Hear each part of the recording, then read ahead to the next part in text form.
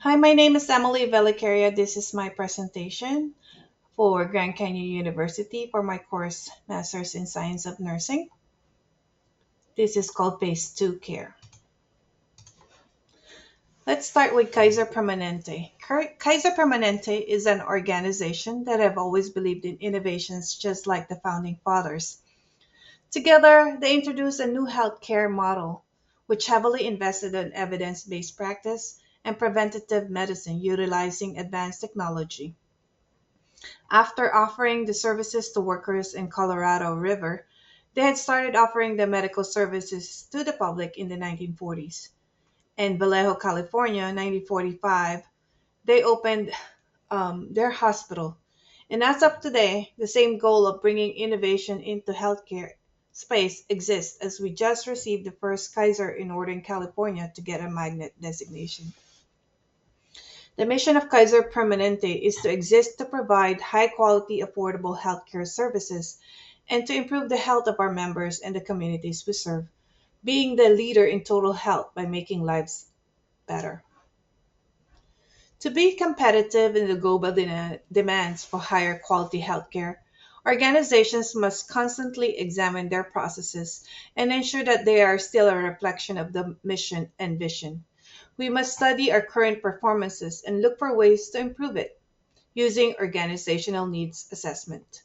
The project came about as the peri-op team saw a delay in discharging patient who had local MAC anesthesia from Pacu, which then directly impacts the operation of the unit. All patients, regardless of acuity, goes to Pacu. Pacu nurses then gets assigned patients with varying acuity. This variance in care of patients had been causing a delay in discharging patient. A nurse with two patients where one is ready for discharge can be inundated with another patient.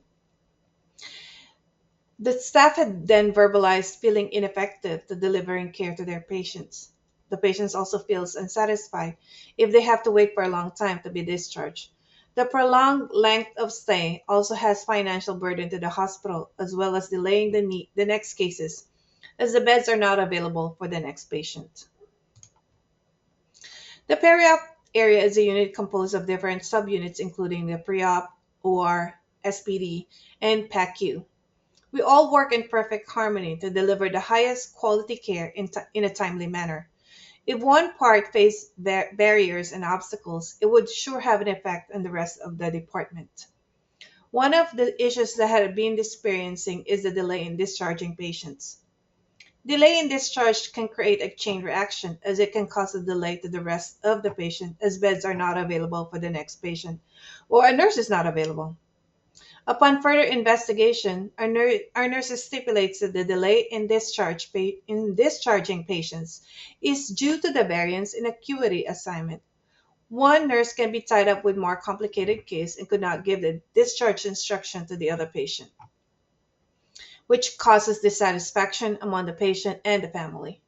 The nurse also feels dissatisfied as they cannot provide a care to the waiting patient efficiently. Due to the delay in discharge, patients in the OR who are waiting to go to PACU have to wait until a bed or a nurse is available to them. And ultimately, this can cause a delay for other patients waiting in pre-op. Does the team look into how we can help the PACU nurses in discharging patients in a timely manner? Since one of the main problems is the variance in acuity of patient, it makes sense to group the patients together. We then did a literature review and gathered that some local MAC cases can bypass phase 1 and recover in phase 2 area, along with same acuity patients, and which can reduce the length of stay. The team has identified specific goals with the project. One of the most important goals is, of course, to reduce the length of stay of patients in PACU. Another goal is to increase patient satisfaction. Since the nurse will have patients with the same acuity, it will give them more uninterrupted time with the patient while giving discharge instructions. It is critical that we pay particular attention to our patients during discharge instructions, as patients and or their significant others may be anxious or uncertain, which may lead to unnecessary phone calls, readmission, and influence the impression of the hospital experience. It is also equally important that we look into staff satisfaction. The team wants to make sure that we listen to our stakeholders as they are the one who will be at the front line. It is important that they are satisfied because they can make the project successful and sustainable. The project will also utilize the D zone for phase 2 care patients. Our D zone is an area where patients are waiting for family to pick them up, and we have enough bed capacity to accommodate the phase 2 care patients. By utilizing the D zone, we aim to improve the Pacu throughput. Improving Pacu flows and throughput is an integral part of Pacu management. It also will decrease OR holds and waiting time as we increase the Pacu bed capacity. There were a total of 122 patients surveyed by our nurses. The survey question states, during your stay in recovery, did you feel that the stay was short, just right, or took a little longer? Majority of our patients said that their stay was just right, amounting to 62.8%. Among the staff surveyed, 91% of them said that they feel that the phase 2 care project is going well.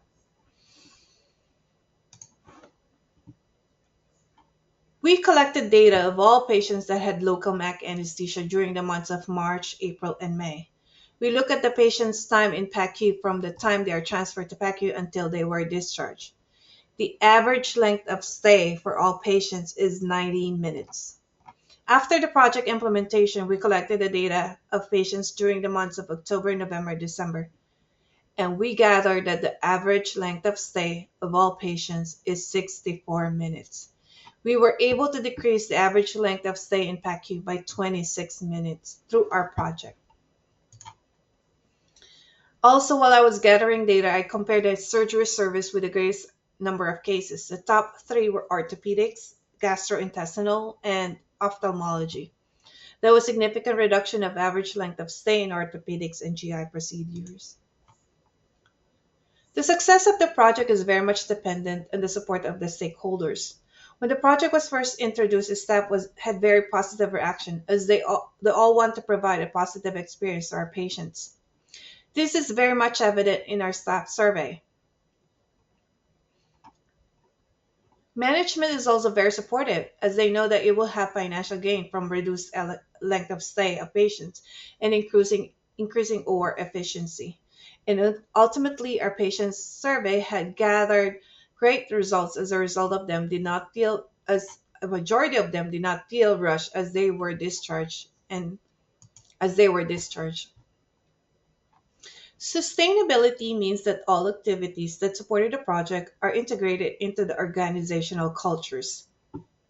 When we speak of sustainability, it is maintaining the momentum that we gain after the implementation of the project, making sure that it becomes part of the institution. Sustainability is critical. It helps in keeping track of progress, maintain staff engagement, ensure quality care, and dependable safe practices. The team must also look beyond the application of a project into organization, but into spreading and disseminating the information to others who may benefit from it. For our project sustainability, we're going to study other cases that can qualify for phase 2 care. We are also looking into the staff assignment in main PACU according to patient acuity. And we are also looking into the anesthesia process where they can provide shorter acting analgesia, which can help reduce the length of stay of patients. When looking at sustainability, we have to have all these steps. You have to plan early. The team must look into the sustainability of the project even at the start. There must be an inventory of staff and other resources that will be needed to sustain the project. We must have our torchbearer for the project who will continue to cheer everyone to make improvements. Second is identifying hurdles. This is where we do organizational needs assessment so that to decipher if we will face any hurdles or non-supporters of the project. Engaging the organizational leaders to aid a team to success is invaluable. Number three is discovering workable strategies. After looking into the barriers, the team can work up a scheme to address these hurdles. And then number four is sustainability plan. The team must evaluate the readiness for sustainability. There must be a way to evaluate the success and readjust implementation strategies. And finally, the team must always be open to feedback and criticisms. As I come to the end of my course, it is time to reflect on my future plan and how I can use the skills and knowledge I learned from this course in my project. One thing that will be on my list is improving my skills, particularly in collaborating, communicating, and leading a team to make meaningful changes in my organization and for the profession. Through my project, I'm able to expand my network as I'm able to break through my work silo and help out in other departments. Through the poster presentation, I can reach out to more people from other organizations to share a project and see feedback. I plan on attending more industry events and join professional organizations. I would like to build my online presence by actively engaging in platforms with like minded individuals who share the same vision for the profession. I also would like to build on the leadership qualities that I have started to develop by continuing my mentorship with my COO and actively seeking out opportunities. Volunteering to do a project that is not in my comfort zone so I can learn more skills and continue to see feedback while embracing the challenges that is in my path and celebrating diversity. There's a wealth of knowledge and skills I've learned from my experience working in this project. The most important learning is I got a glimpse of the workflow of my mentor as a chief operating officer in my hospital. My mentor was so generous with her time and knowledge and is always willing to teach me the operational side as well as the leadership side. It is inspiring to hear how passionate she is with teaching others, that it gives her more pleasure to teach and see her mentees spread their wings and seek opportunities for bigger things. I learned to listen for recommendation for future projects. As a leader, it is important to have an improvement mindset. In our ever changing world, we are faced with more challenges and we should be ready and be proactive in facing them. I also learned the importance of collecting, documenting, and sharing data for others to learn from.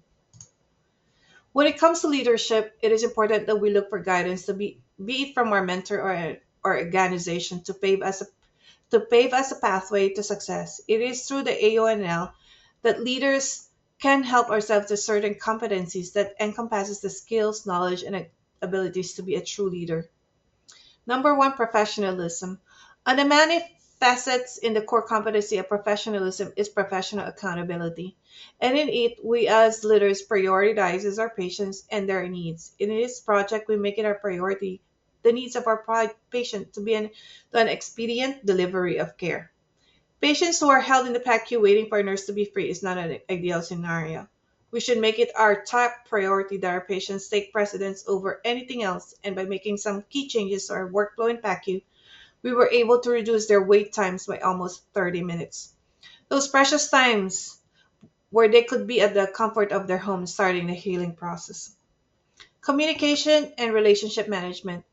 Through this project, I was able to practice my communication skills and relationship management. The project took place in Pacu, which is not my usual place of work. In working with team who I am not familiar, it is important that I'm able to be transparent to them and we communicate often. When the lines of communication is open, there are no misunderstanding as it builds teamwork. We're able to provide timely feedback to each other as we build our team's morale.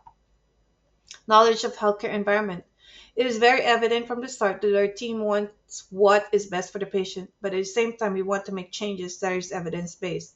Through our collaboration, we were able to tie in literature evidence and our expertise with patients' input into making meaningful changes.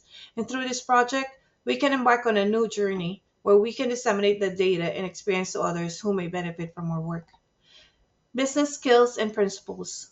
With our project, I was able to exercise business acumen as I know that it will benefit the organization financially. Every minute in the operating room amounts to hundreds of dollars. Thus, if we can reduce delays in discharges, we are able to manage our operations in the OR efficiently. We were able to optimize our staff and the resources. We did not have to hire any more people or build anything as we use existing ones. This concludes my presentation. Again, my name is Emily Velicaria. Thank you for your time and have a good day.